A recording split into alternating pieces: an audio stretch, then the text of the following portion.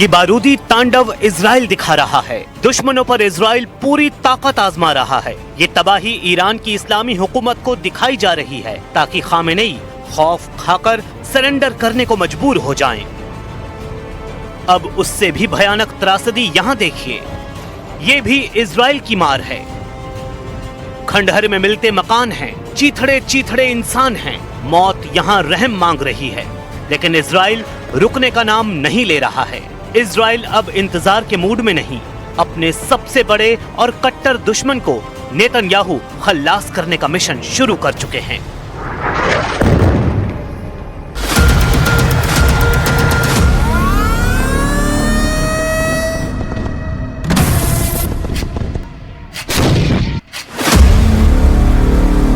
कहने के लिए इजराइल ने गाजा में युद्ध समझौता कर रखा है, लेकिन हमले जारी हैं। कहने के लिए इजराइल ने लेबनान के हिजबुल्लाह से सीज फायर कर रखा है, लेकिन हमले जारी हैं।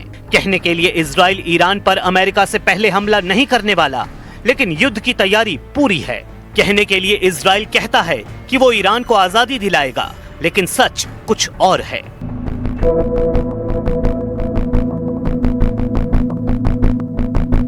सच भयानक है।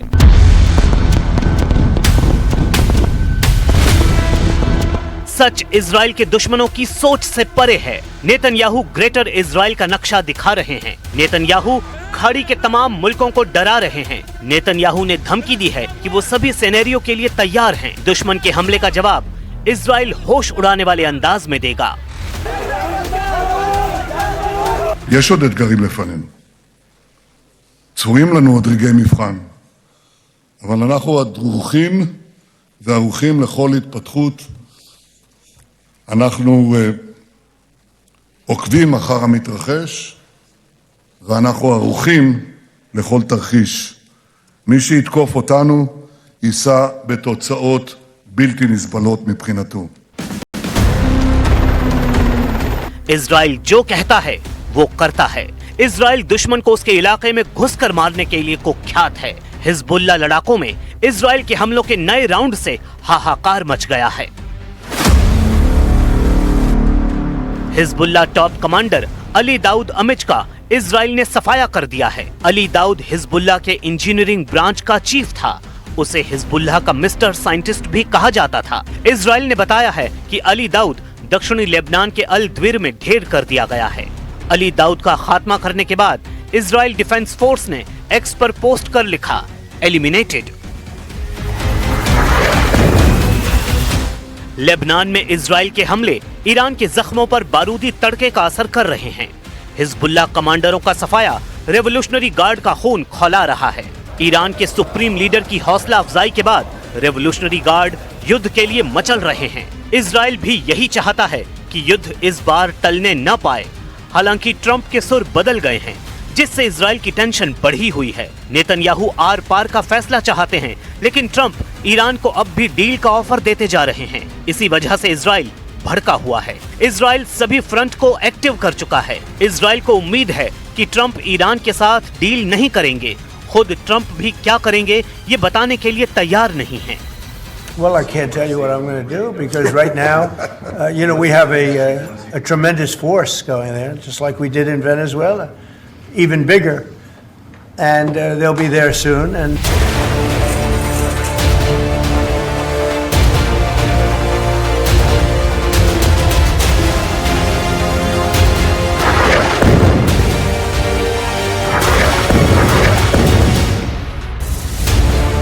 ट्रंप पत्ते खोलने को तैयार नहीं, लेकिन इजराइल ज्यादा इंतजार भी नहीं करने वाला, क्योंकि ये सबसे बेहतरीन मौका है। अमेरिका ने ईरान को घेर रखा है। अमेरिका के हथियारों की तैनाती बढ़ती जा रही है। नेतन्याहू ने पेंटागन के साथ वॉर प्लान तैयार कर रखा है। रॉयटर्स की रिपोर्ट के मुताबिक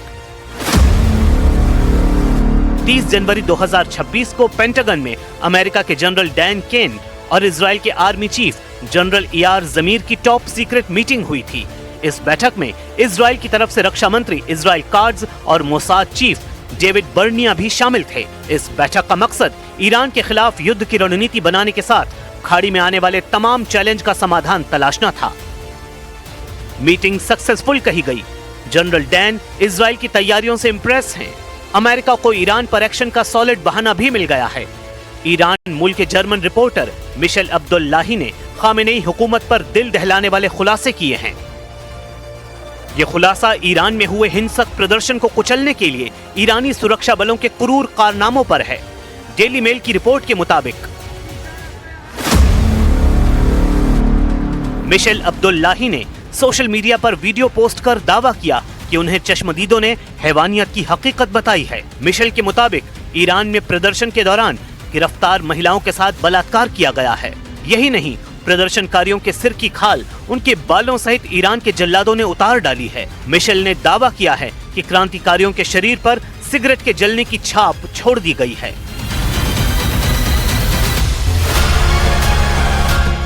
जैसा दावा मिशेल अब्दुल्लाही ने किया है, ठीक वही कहानी जर्मन अखबार डाई वेल्ट ने भी चश्मदीदों के हवाले से किया है। डाई वेल्ट की रिपोर्ट में एक गवाह ने दावा किया है कि सुरक्षा बल ने घायल महिलाओं को कूड़े के ढेर की तरह गाड़ियों में लोड किया।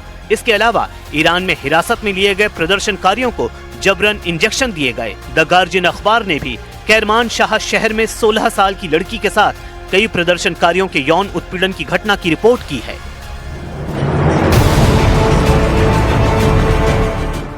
ईरान में इंटरनेट बैन है, बावजूद इसके टॉर्चर की टेरर स्टोरी छन छन कर सामने आ रही हैं।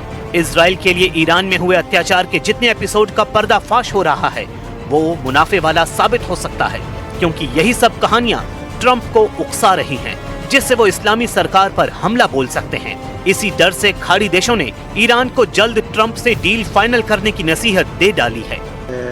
I think from everything that I know, Iran today needs to reach a deal.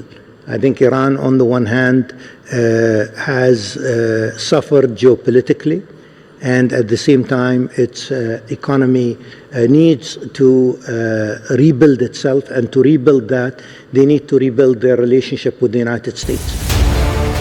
Iran के लिए अब सिर्फ 2 रास्ते बचे हैं।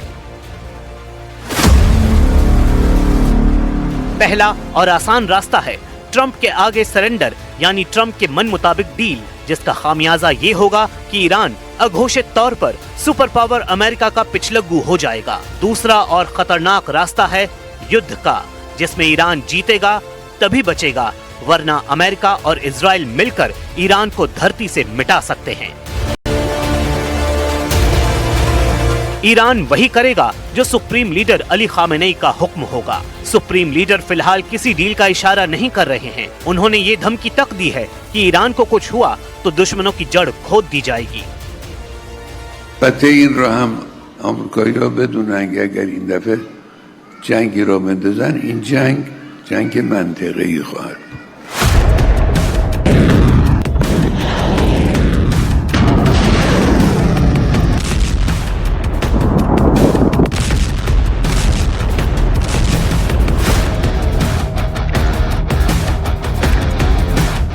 ईरान से युद्ध हुआ तो टक्कर बहुत खतरनाक होगी।